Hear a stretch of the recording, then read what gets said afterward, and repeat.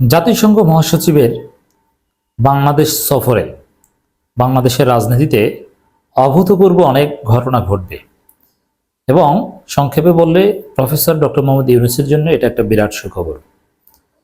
Professor ইউনূসের যে সংস্কার চেষ্টা, এই জন্যে তার যতদিন ক্ষমতায় থাকার প্রয়োজন সংস্কার করার জন্যে, দেশকে কাঙ্ক্ষিত লক্ষ্যে পৌঁছানোর জন্যে নানান রাজনৈতিক চাপ বা দেশি বিদেশি চাপ বা ষড়যন্ত্র উপেক্ষা করে যতদিন ক্ষমতায় থাকা উচিত, ততদিন ক্ষমতায় থাকতে জাতিসংঘ মহাসচিবের এই সফর তাৎপর্যপূর্ণ ভূমিকা পালন করবে। ডক্টর ইউনূসকে আরো টেকসই করবে, আরো শক্তিশালী করবে।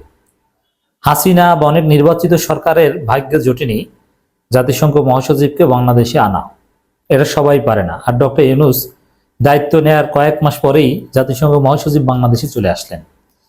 আর জাতিসংঘের যে অ্যাক্টিভিটি, তাদের যে দৃষ্টিভঙ্গি, তাতে এই ডক্টর ইউনূস টাইপের সরকার প্রধানের সাথে একটা চমৎকার এনগেজমেন্ট হবে, এটা একেবারেই প্রত্যাশিত। সেটা হচ্ছে, দর্শক,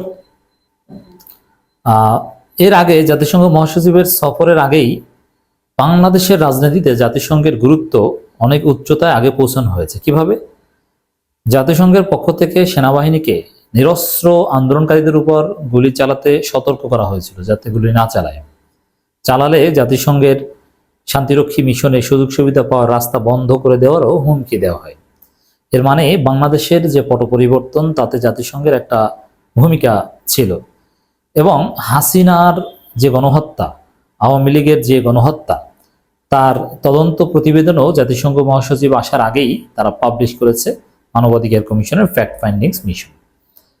এই বিষয়গুলো বাংলাদেশের রাজনীতিতে জাতিসংঘকে অনেক বেশি প্রাসঙ্গিক করেছে। প্রাসঙ্গিক করে গ্রাউন্ড তৈরি করে তারপরে প্রফেসর ইউনূস এসেছেন।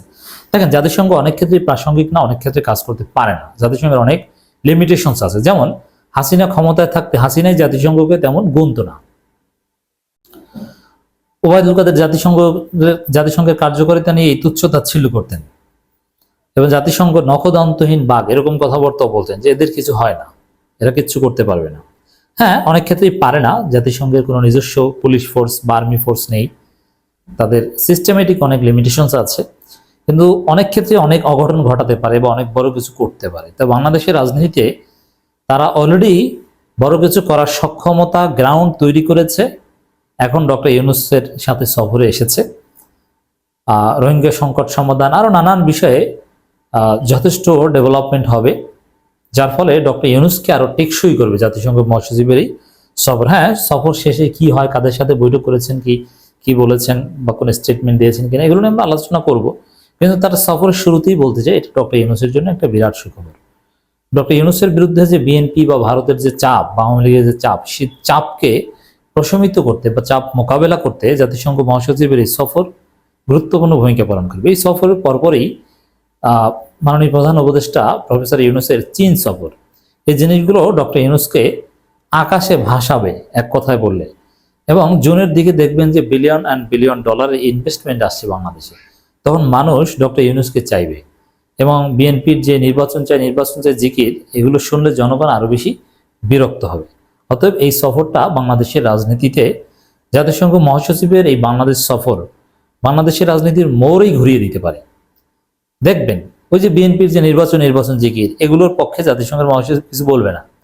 তিনি সংস্কারের উপর জোর দিবেন এবং সংস্কার প্রক্রিয়াকে সমর্থন করে যাবেন। এবং অলরেডি জাতিসংঘের পক্ষ থেকে সংস্কার প্রক্রিয়ায় সহযোগিতা করার কথা আগেই বলা হয়েছে। তো এটা কি বলা যায় যে জাতিসংঘ মহাসচিবের সফর বাংলাদেশের রাজনীতির মোড় ঘুরিয়ে যাবে। কালবেলা একটা রিপোর্ট করেছে জাতিসংঘ মহাসচিবকে নিয়ে কেন এত আলোচনা। 4 দিনের সফরে ঢাকায় বসেছেন জাতিসংঘের মহাসচিব আন্তোনিও গুতেরেস। তিনি নিজেও একসময় গুরুত্বপূর্ণ দায়িত্ব পালন করেছেন স্টেট লেভেলে।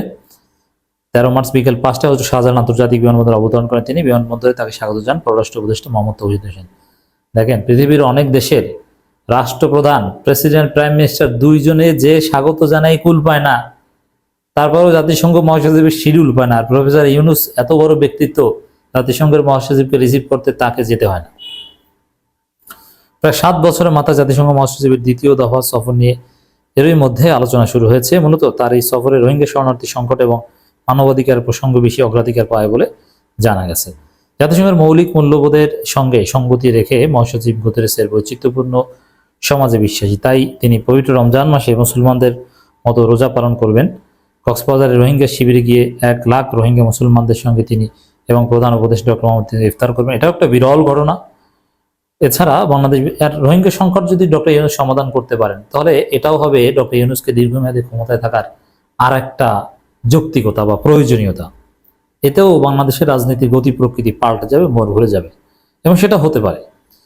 এছাড়া বাংলাদেশে বিদ্যমান রাজনৈতিক পরিস্থিতি সম্পর্কে আলোকপাত করতে পারেন জাতিসংঘ মহাসচিব। এছাড়া জাতিসংঘ মহাসচিব দপ্তরের ফ্যাক্ট ফাইন্ডিংস মিশন তাদের প্রতিবেদন জুলাই আগস্টে গণঅভ্যুত্থানে প্রায় 1400 মানুষ মারা যাওয়ার তথ্য দিয়েছে, ফলে এমন হত্যাকাণ্ডের জন্য জবাবদিহিত প্রসঙ্গ আনতে পারেন জাতিসংঘ প্রধান। তবে আওয়ামী লীগকে নিষিদ্ধ করে এবং আওয়ামী লীগকে নির্বাচনে অংশগ্রহণ করতে না দেওয়ার যে আমাদের দাবি এবং হাসিনার যে ফাঁসি চাই, এগুলোর সাথে জাতিসংঘ একমত পোষণ করবে না, কারণ তারা ফাঁসি বিরোধী, মৃত্যুদণ্ড বিরোধী এবং যে কাউকে নির্বাচনে অংশগ্রহণ করতে সুযোগ দেওয়ার পক্ষে। এ বিষয়ে কি বার্তা তিনি দেবেন সেটা খুবই তাৎপর্যপূর্ণ। আগামী শনিবার 15 মার্চ সিভিল সোসাইটির সঙ্গে অনুষ্ঠেয় বৈঠকটি তাই খুবই গুরুত্বপূর্ণ বলে মনে করা হচ্ছে। সিভিল সোসাইটির সাথে বৈঠক, এটা ডক্টর ইউনূসকে ক্ষমতায় থাকতে আরো বেশি সহায়তা করবে, কারণ রাজনৈতিক দলগুলোর মধ্যে কেউ ডক্টর ইউনূসকে দেখতে পারে না। সিভিল সোসাইটি কিন্তু চায় তাকে আবার সুষ্ঠু অংশগ্রহণমূলক নির্বাচন অনুষ্ঠানের মাধ্যমে গণতন্ত্রে ফিরে যাওয়া আন্তর্জাতিক মহলের প্রত্যাশা। গুতেরেসের এই প্রত্যাশার কথা বলতে পারেন বলে ধারণা করা যাচ্ছে। এ বিষয়ে জাতিসংঘ থেকে কারিগরি সহযোগিতার আশ্বাস দিতে পারেন গুতেরেস। এখন দেখেন, বাংলাদেশে সুষ্ঠু নির্বাচনের জন্য জাতিসংঘ থেকে টেকনিক্যাল সহযোগিতা যদি করা হয়, সেটাও সময় সাপেক্ষ ব্যাপার, সেটা ওই ডিসেম্বর নির্বাচন হলে সম্ভব নয়।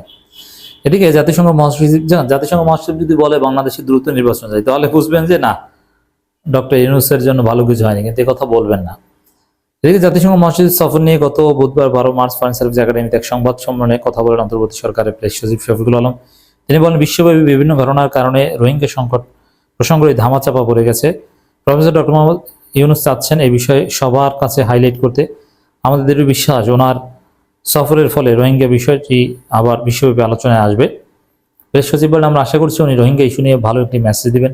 আমরা চাই রোহিঙ্গারা তাদের সম্মান নিয়ে নিজ দেশে যাতে ফিরে যেতে পারে, এটি অন্তর্বর্তী সরকারের টপ প্রায়োরিটি। আপনারা জানেন, রোহিঙ্গাদের জন্য আর্থিক সহায়তা অনেক হ্রাস পেয়েছে। আমরা আশা করছি জাতিসংঘ মহাসচিবের আগমন এই সহায়তা আরও বৃদ্ধি করবে। এখন রোহিঙ্গাদের জন্য বড় কোনো আর্থিক অ্যামাউন্ট যদি ডক্টর ইউনূস আনতে পারেন, এটাও তো আর একটা সফলতা হবে। এখন দেখেন, দুইটা দেশ চাইলেই রোহিঙ্গা সংকট সমাধান হয়, চীন এবং জাতিসংঘ দুইটা, একটা দেশ একটা সংগঠন। এখন চীন সফরে যাচ্ছেন, সেখানেও একটা অগ্রগতি হতে পারে, আর জাতিসংঘ মহাসচিব তো যথেষ্ট আন্তরিক। এইরকম দুই একটা সমাধান করতে পারলেই ডক্টর ইউনূস চমক দেখিয়ে দিবেন। তারপরে মানুষ বলবে, ডক্টর ইউনূস আপনি ক্ষমতায় থাকুন, আপনাকে দরকার, আপনি 4-5 বছর থাকুন, বা 6 মাস হয়েছে, আরো 4.5 বছর থাকুন। যাই হোক দর্শক, এই সফর বাংলাদেশের রাজনীতির মোড় ঘুরিয়ে দিতে পারে।